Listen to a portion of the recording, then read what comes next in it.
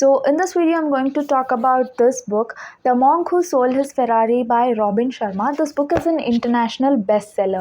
So I'm going to divide this entire video into three sections. In the first section, I'm going to talk about a little bit about the author of this book, and in the second section, I'm going to discuss the contents of this book, and in the third section, I'm going to share my opinion on this book. So Robin Sharma, the author of this book, is an Indian origin Canadian writer. He was a litigation lawyer until the age of 25 and has several books to his credit like Who Will Cry When You Die and The 5am Club and many other books. So talking about this book, it retails for rupees 225 and it comes under the category of self-help books. This book is a conversation between three main characters. In particular, it's a conversation between Julian Mantle and John. Julian Mantle is a distinguished well-to-do lawyer while John is his associate as well as a very good friend, and the third character is that of Yogi Raman. So Yogi Raman is the one who shares a lot of wisdom with Julian Mantle, which he later on shares with John. So this is how the entire book is structured. The book has 13 chapters to it. So the story begins wherein Julian Mantle collapses in the courtroom. Later on, he's moved into the hospital, and in the hospital is where he gets a wake-up call, and the name of our first chapter is also the wake-up call. So from there on, the story unfolds in each chapter. So to brief you about the characters, Julian Mantle is a distinguished well-to-do lawyer. As per the societal standard, he has it all. He's like the best. So that's the character of Julian Mantle. He is rich, he's wealthy, he has high profile clients, he has his own office, he's hardworking, and he puts in a lot of efforts into his work. So the flip side of the story is that he has a failed marriage and his relationship with his family is all broken. Though he is in his 50s, he appears to be in his 70s.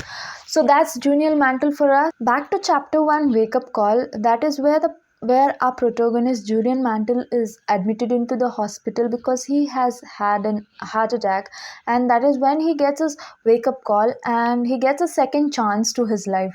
So what happens in the first chapter is that though he has all these material things, he is not very happy with it.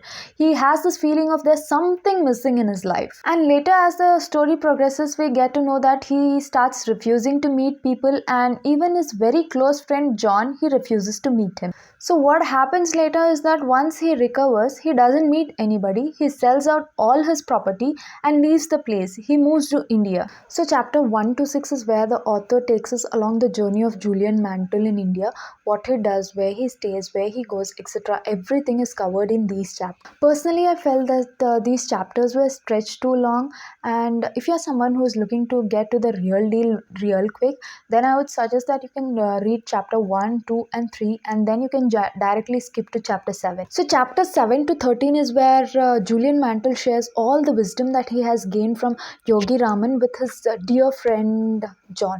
This book really has got some amazing concepts. I mean, if you have already read self-help books, maybe there are concepts that you have come across, but if this is your very first time that you're reading a self-help book, then you have got a lot of amazing concepts to learn from. So one such concept is that in life there are no negative experiences and all the experiences are for our personal growth. So another concept that the author talks about is self-image, what we think of ourselves, and another concept that I can recollect is that in life we tell like, I can't do that, I can't do this, etc., and limit ourselves. So the author tells that all these are limitations that we set to ourselves, and he says that in life there are no boundaries and all these boundaries are the creation of our mind limiting ourselves and not going out of a comfort zone and trying out things. The author talks about the concept of superiority, wherein he explains that being superior doesn't mean that you have to put down another person. It actually means that